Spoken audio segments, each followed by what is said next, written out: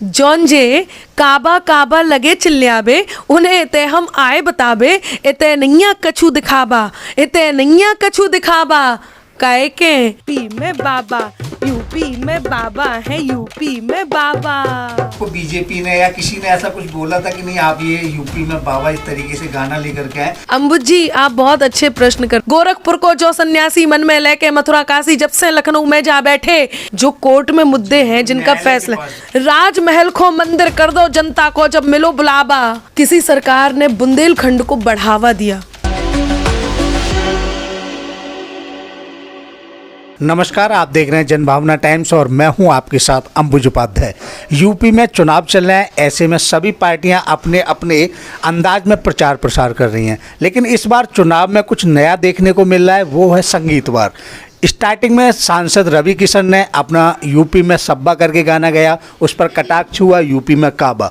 उसके बाद भारतीय जनता पार्टी की तरफ से यूपी में ईवा आया, लेकिन अब अनामिका अंबर जो एक बहुत बड़ी कवित्री हैं, उन्होंने गाया है यूपी में बाबा। मेरे साथ मौजूद है अनामिका जी, उनसे जानेंगे कि आखिर ये ख्याल कहाँ से आया और इस गाने के पीछे क्या विशेषता थी। मैम आपका बहुत बहुत स्वागत है। बहुत धन्यवाद। सबसे पहले तो अब मैं ये जानना चाहता हूँ कि गाना गाया आपने यूपी में बाबा, वो भी बुंदेली भाषा में आपने गाया, इसके पीछे क्या रीजन था? मतलब बुंदेली में ही क्यों? बुंदेली में ही इसलिए क्योंकि मेरा जन्म जो हुआ है वो बुंदेलखंड में हुआ है, और बुंदेलखंड में ललितपुर उत्तर प्रदेश के एक गाँव में, ललितपुर बुंदेलखंड उत्तर प्रदेश के एक गाँव में जिसका नाम है धनगौल। तो भाई मैं वहाँ की जन्मी हूँ और वहाँ की बेटी हूँ, तो ये तो तय है कि मेरा जो भाषा, जिस प्रथम भाषा ने मुझे गोद में लिया, वो प्रथम भाषा बुंदेलखंडी थी। ना सिर्फ बुंदेलखंडी थी, ठेठ बुंदेलखंडी थी। बुंदेलखंडी भी भाई थोड़ा सा शहर में आ जाओ तो थोड़ा बदल जाती है, मैं तो बिल्कुल ठेठ बुंदेलखंडी में मेरा रहा। तो हुआ क्या कि इस तरह के गाने आ रहे थे, और होता क्या है कि जब हम दो एक जैसी चीज़ें रखते हैं तो सबकी नज़र पड़ने की बात होती है कि आपकी नज़र किस पर पड़ी, आपकी नज़र किस पे पड़ी। एक अच्छा सामान है, एक बुरा सामान है, आपकी नज़र अच्छे पे पड़ रही है, आपकी नज़र बुरे पे पड़ रही है। तो मैंने जिन अच्छाइयों पर मेरी नज़र गई, जो मेरी दृष्टि गई, मेरा दृष्टिकोण जिस जगह जा कर के रुका, वो था यूपी में जो परिवर्तन देखने को मिले उन अच्छाइयों की तरफ था। फिर बुंदेलखंडी की भी हूँ तो, और फिर बहुत दिनों बाद किसी सरकार ने बुंदेलखंड को बढ़ावा दिया, वहाँ पे हथियारों की फैक्ट्री लगाई। ना सिर्फ हथियारों की फैक्ट्री लगाई, और भी बहुत सारे कुछ लोग अभी भी प्रश्न करते हैं कि अभी तो बुंदेलखंड में ये भी बाकी है, अभी तो ये भी बाकी है। तो कम से कम बुंदेलखंड का नाम तो लिया, फिर उसके बाद ये जायज़ा तो लिया कि अब यहाँ है क्या क्या बाकी, जिन पर काम होना है और जिन पर हो चुका है। तो फिर भाषाओं पे आते हैं। अलग अलग भाषाएं चल रही थी। उत्तर प्रदेश बहुत खूबसूरत प्रदेश है, हर भाषा का अपना रंग है। यहाँ पर क्षेत्रीय भाषाएं हैं, आप थोड़ा सा भी दूरी पे जाते हैं तो भाषा बदल जाती है। तो बुंदेलखंडी नहीं सुनाई दे रही थी, तो मैंने कहा जब अनामिका अंबर लिखती है और कवित्री है तो अनामिका कैसे नहीं इन दोनों बातों के मिश्रण के साथ इस गीत को लेकर के आए। तो बुंदेलखंडी भाषा और अच्छाइयाँ और बुंदेलखंड के बढ़ावा, इन सब को लेकर के मैंने इस गीत को रचा। का सिलसिला आगे बढ़ेगा मैम, उससे पहले मैं चाहता हूँ हमारे दर्शकों को वो बाबा वाली 2 लाइन आप गा कर के जौन जे काबा काबा लगे चिल्ल्याबे, जौन जे काबा काबा लगे चिल्ल्याबे, उन्हें ते हम आए बताबे, इते नैया कछु दिखाबा, इते नैया कछु दिखाबा, काहे के यूपी में बाबा है, यूपी में बाबा, यूपी में बाबा है, यूपी में बाबा। के गोरखपुर को जो सन्यासी मन में लेके मथुरा काशी, गोरखपुर को जो सन्यासी मन में लेके गोरखपुर को जो सन्यासी मन में लेके मथुरा काशी जब से लखनऊ में जा बैठे, जब से लखनऊ में जा बैठे, यूपी भर की मिटी उदासी के राजमहल को मंदिर कर दो, राजमहल को मंदिर कर दो, जनता को जब मिलो बुलावा, काहे के यूपी में बाबा है, यूपी में बाबा, यूपी में बाबा है, यूपी में बाबा। आगे मैम मैं जानना चाहता हूँ कि जिस तरीके से आप एक कवित्री बनी, यूपी से आप आते हैं, गांव का आप परिवेश बताते हैं जी, स्टार्टिंग में कुछ दिक्कतें तो आई होंगी? जो अधिकतर रोका जाता है कि आप लड़की होने के नाते आपने ये नहीं करना है, कैसा सपोर्ट मिला फैमिली का? देखिए, मेरे परिवार का तो बहुत अच्छा सपोर्ट मिला। और रही बात रोके जाने की, तो हर नारी को कहीं ना कहीं यदि पुरुष प्रधान भावना का सामना करना पड़ता है, चाहे वो मंच हो, चाहे वो कोई विशेष स्थान हो, वहाँ पे थोड़ा बहुत मुझे भी करना पड़ा है, ऐसा नहीं है। लेकिन हाँ, ये था कि बुंदेलखंड का पानी था और झांसी की रानी को हम बचपन से सुनते आए हैं, तो वो हमारी रोल मॉडल हैं भाई। तो उनका रोल मॉडल, उनका होना हमारे लिए ये ताकत देता रहा कि हम हिम्मत से डटे रहेंगे, हिम्मत से अपनी कविताएं करते रहेंगे।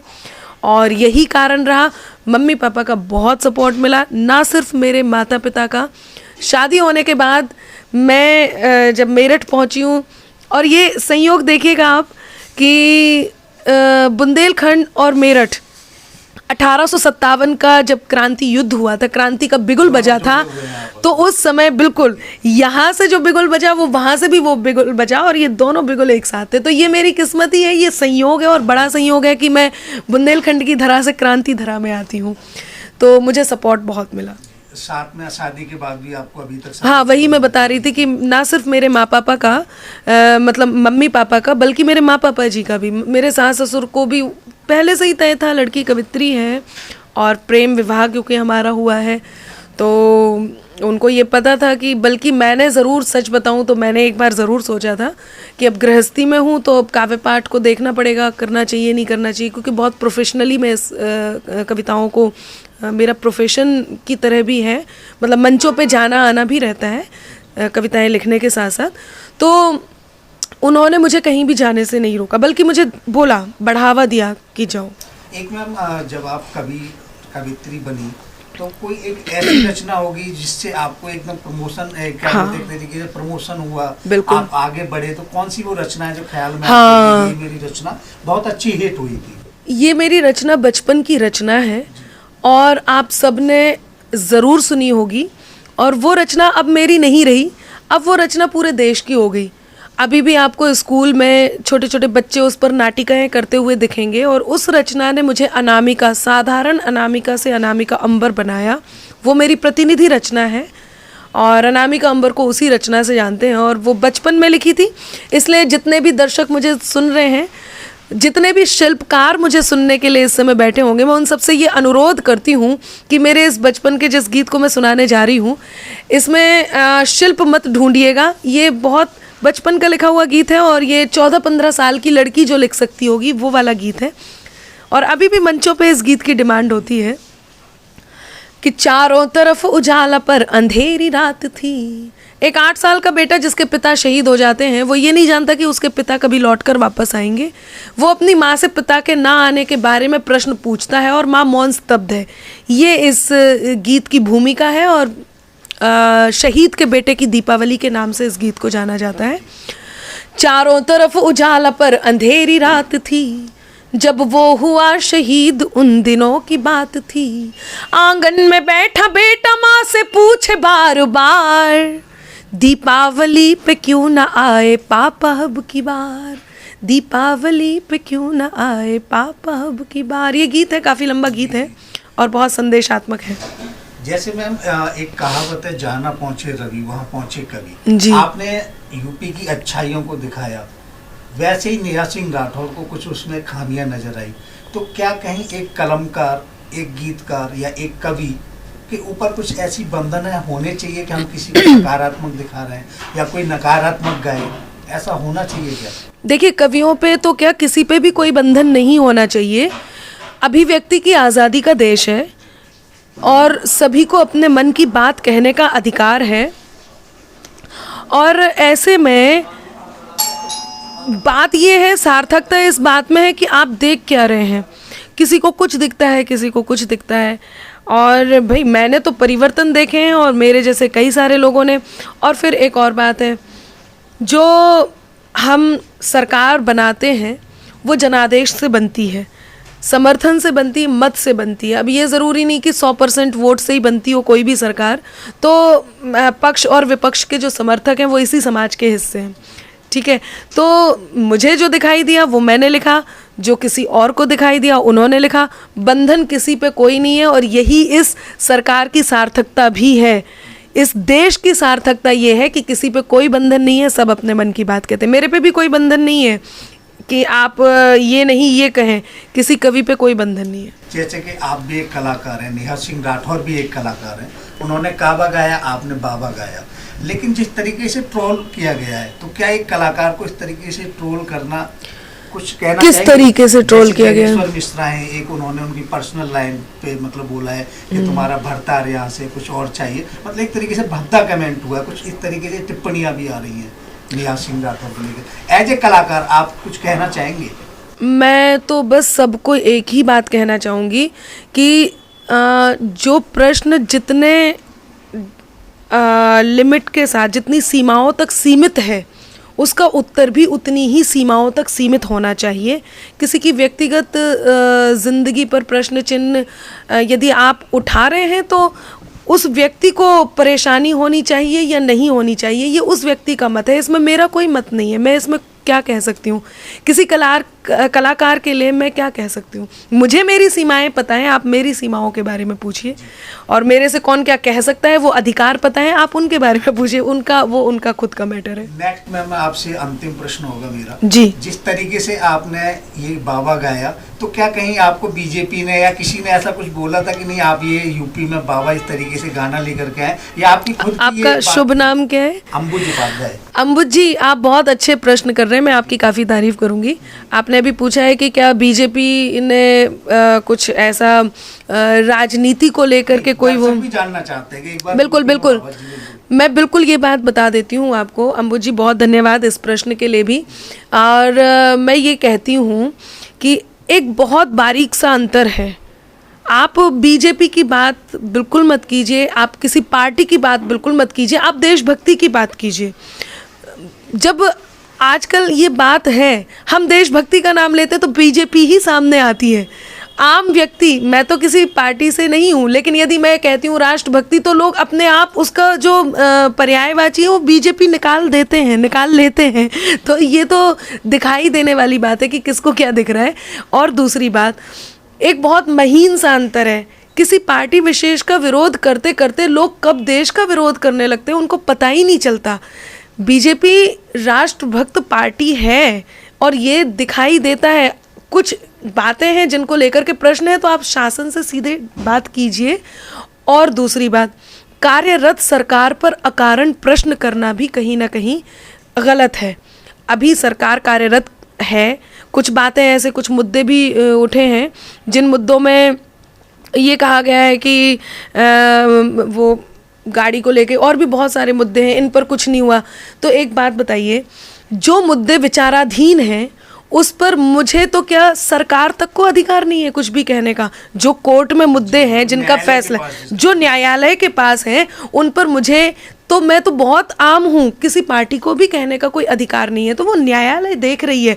विचाराधीन नहीं होते तो हम प्रश्न उठाते कि भाई वो विचाराधीन नहीं है। जब वो विचाराधीन है, जब को न्यायालय में है वो सभी मुद्दे, तो उनको फैसला करने दीजिए। स्वतंत्र है अपनी बात करने के लिए, बिल्कुल स्वतंत्र है। बीजेपी है या कांग्रेस है, लेकिन मैम एक मैंने आप जो बता रहे हैं उसी में पूछना चाहूँगा, बताना चाहूँगा, जब कोई राजा शासन पे होता है तो उसमें कहीं कुछ खामियाँ पर्सनल हर किसी की वो हो सकती है, देख सकता है कि इसमें ये गलती है, इसमें ये है, तो बोलेगा सरकार से ही, राजा को ही बताया जाएगा आपके अंदर ये कमियाँ थी। बिल्कुल, तो ऐसा कुछ नहीं है। बाकी मैं आपके इस बात का उत्तर दूंगी। ये प्रश्न भी आप लेकर के मत जाइए।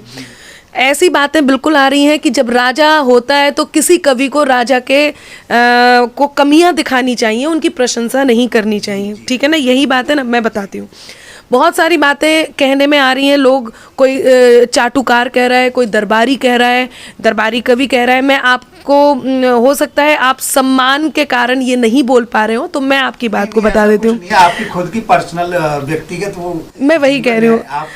लेकिन यदि इस तरह, किसी भी कवि के लिए, मेरे लिए नहीं, यदि इस तरह के प्रश्न उठ रहे हैं, तो कोई चारण कह रहा है, मैं कहती हूँ कि देखिए, चारण एक बहुत अच्छी जाति के लोग हैं, उनका खुद का सम्मान है। कम से कम उनको इस चारण शब्द को कम से कम गाली गलौज में प्रयोग मत कीजिए, हम सब उनका बहुत सम्मान करते हैं, पहली बात। दूसरी बात, रही बात दरबार की, तो आपको मैं बता दूं, श्री राम जब राजा थे, राजा राम, उस समय वाल्मीकि, आदि कवि वाल्मीकि ने उनके प्रशंसा में लिखा, यदि राजा प्रशंसा योग्य हो तो कवि स्वतंत्र होता है उनकी प्रशंसा लिखने के लिए। जब चंदबरदाई पृथ्वीराज चौहान जी के लिए कविताएं लिखते थे, चंदबरदाई उनके कवि थे, लेकिन अपने राजा के लिए उन्होंने प्राण तक न्यौछावर कर दिए। तो जब राजा इस योग्य हो कि उसके लिए कविता लिखी जा सके, उसके लिए प्रशंसा उसकी की जा सके, तो कवि स्वतंत्र है प्रशंसा करने के लिए। के साथ जैसे तानसेन थे भाई, बिल्कुल, उनको जो, यदि राजा प्रशंसनीय है, उन्होंने उनके बारे में क्या लिखा, अब वो अब मैं वही उदाहरण दे रही हूँ जिसमें राजा प्रशंसनीय है। मुझे लगता है कि इस समय राजा की प्रशंसा होनी चाहिए, इस समय राजा की उन बातों की प्रशंसा होनी चाहिए जिन बातों के लिए हम यहाँ बैठे, तो मैंने प्रशंसा की है। दर्शक जानना चाहते हैं मैम, जैसे कि नेहा सिंह राठौर का कहना है कि काबा के बाद उनका एक और लेटेस्ट वर्जन आने वाला है, तो क्या यूपी में बाबा का कुछ तैयारी कर रही है अनामिका जी भी इस तरीके? बिल्कुल, मुझे परिवर्तन दिखाई दे रहे हैं और दिखाई देते रहेंगे, और नारियां सुरक्षित हैं, और भी बहुत सारी ऐसी बातें हैं जिनको केवल एक गीत में गढ़ना काफ़ी नहीं है। तो जैसे जैसे मुद्दे आते रहेंगे मैं वैसे वैसे गीत लाती रहूँगी। कब तक उम्मीद रखें दर्शक, कब तक आ सकता है? देखिए, बहुत सारी चीज़ें हैं। मैंने कहा ना, निष्पक्षता का एक परिणाम ये भी है कि आप आशाएं भी जगाते हैं। मैं केवल वो नहीं बता रही हूँ जो आ चुका है, मैं कोशिश मेरी ये भी है कि मैं ये भी बताऊं कि और क्या क्या आशाएं हैं, और हम जानते हैं कि वो आशाएं पूरी भी होंगी, तो हमें बताना भी है कि हम क्या क्या चाहते भी हैं और क्या क्या हो रहा है, उसके लिए धन्यवाद भी करना चाहते हैं। तो उसी से संबंधित गीत जरूर आए। अंतिम समय में मैम जाते जाते एक बार दर्शकों को वही यूपी में बाबा की आगे की जो लाइन एक बार आप सुना जी बिल्कुल, क्योंकि अभी ज़बान पे वैसे नहीं चढ़ी है, तो मैं फ्लो में लाने के लिए बिल्कुल सुना देती हूँ। सुनिएगा, जो मुझे बहुत पसंद है कि तुष्टिकरण को नाव मिटा दो, तुष्टिकरण को नाव मिटा दो, अपराधन को गांव मिटा दो, तुष्टिकरण को नाव मिटा दो, अपराधन को गांव मिटा दो, फैजाबाद अयोध्या कर दई, फैजाबाद अयोध्या कर दई, राम लला को धाम बना दो। ओ बेबी काशी काशी कर रहे, बेबी काशी काशी कर रहे, जौन करते काबा काबा, काहे के यूपी में बाबा है, यूपी में बाबा, यूपी में बाबा है, यूपी में बाबा। बहुत आभार। तो ये थे हमारे साथ अनामिका अंबर जी, जिन्होंने अपने आगे आने वाले जो रचनाएं उनके बारे में भी बताया कि जल्दी लेकर के आएंगे। साथ ही इन्होंने कहा कि जो राजा है अगर वो स्वतंत्र और अच्छा कार्य कर रहा है तो कभी को भी आज़ादी है पूर्ण रूप से अपनी बात रखने की, राजा के हक में बोलने की, राजा के अच्छे कार्यों को गिनाने की। मैं अंबुज उपाध्याय अपने सहयोगी नितिन के साथ, मेरठ।